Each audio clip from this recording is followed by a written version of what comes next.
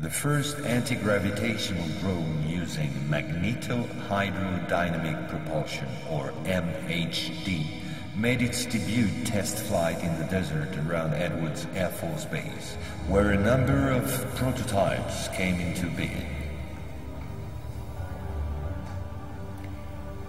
The Belgians got a small glimpse of so-called UFOs in 1989 and 1990.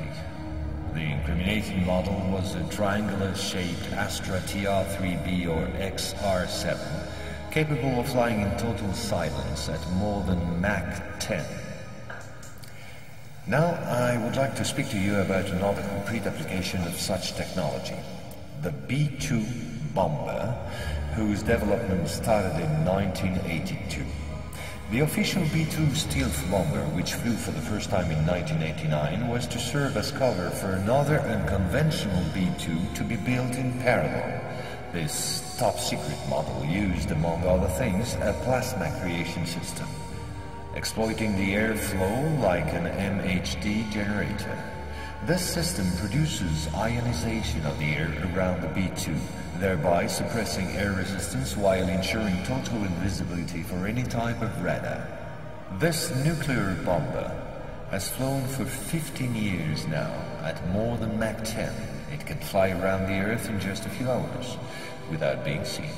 Naturally, such military research was to give rise to many commercial spin-offs. Over the last 10 years, we've seen the appearance of dozens of non-lethal armaments like E-bombs or electromagnetic bombs, as well as, of course, microwave weapons and powerful lasers. The U.S. Department of Defense, through the multinational Raytheon, decided to invest a gigantic amount of money in an experimental program called HAARP, or High Frequency Activate Auroral Research Program. And it was quite a program. Officially, the base in Alaska studies the ionosphere. In truth, the real possibilities of the installation are enormous. Climate manipulations, deep detection of underground base or deposits, silent and remote destruction of any object, and most important of all, manipulation of human behavior. If this account seems somewhat long despite my efforts to simplify, it was absolutely necessary to get to the subject I mentioned previously.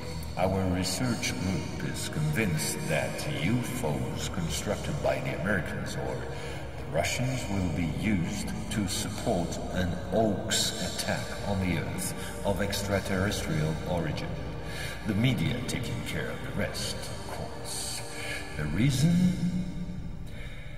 Once the threats of international terrorism has dissipated, the war economies of the major powers, with the United States at the head of the pack, will need a new enemy in order to still prosper.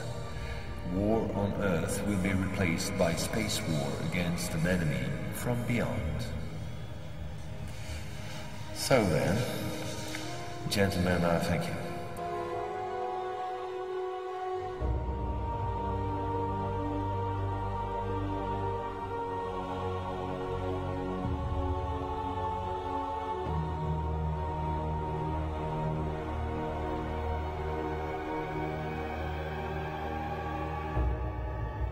And so we can now comfortably lean back and relax, because we know what's coming ahead.